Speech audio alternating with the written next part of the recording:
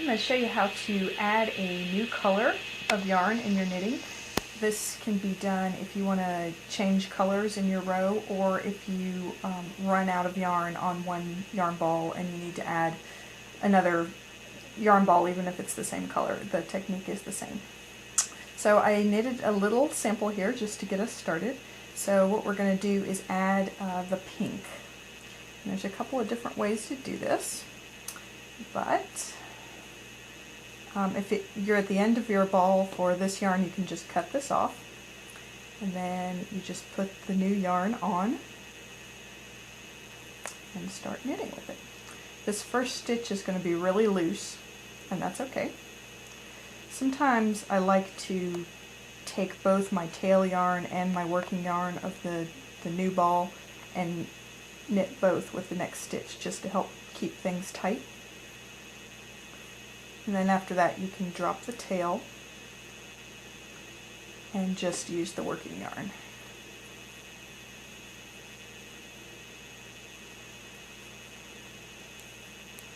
So let me just knit across this row, and then I'll show you how to tighten it up on the other side.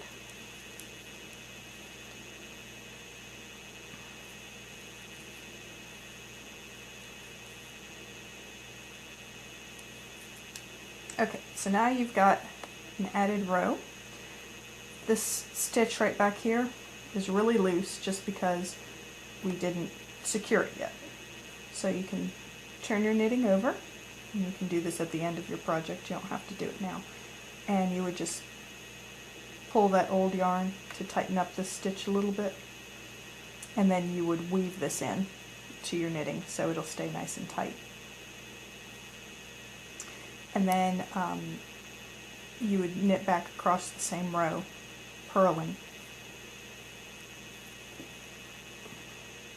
If you are doing stripes, you don't have to cut your yarn. You can just, if you're doing small stripes I should say, you don't have to cut your yarn. You can just keep working with the same two balls of yarn, and that helps keep you from having a million ends to add in, or weave in rather. And then when you get back to this one where you worked with the tail yarn and the working yarn, just be sure you knit those two stitches together. Some people don't like to do that because it does create just a little bit of extra bulk at your join there. Okay, so now we've knit 2 rows in the new color. If you want to go back to knitting with the yellow color, you can do that.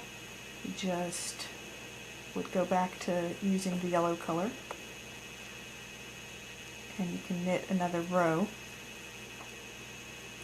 If you're going to be going back and forth between different colors, just try to keep an eye on your edge and make sure that you're not twisting up your stitches on the edge too much, because then it can start to look a little sloppy. But a lot of times this edge will be in a seam,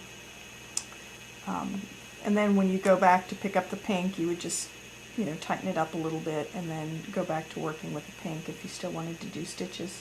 If you still wanted to do stripes.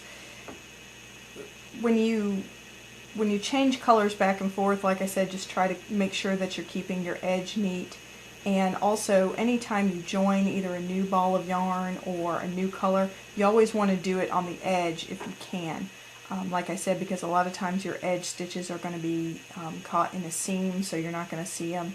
And it also just helps keep your project looking neat, because if you change colors in the middle of your row, you're going to have holes, and it's going to look sloppy, and you have to do a lot of cosmetic work to kind of weave in your ends and make everything look right.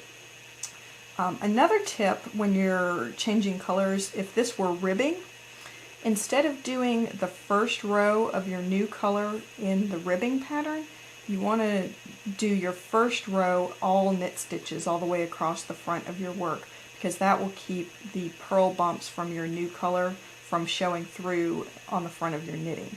So knit across the first row, and then when you turn your work over, then you would go back to knitting your K1, P1, or whatever ribbing pattern it is you're knitting. That'll just help keep it look a little cleaner on the front end. And that's it. That's how you change colors in knitting.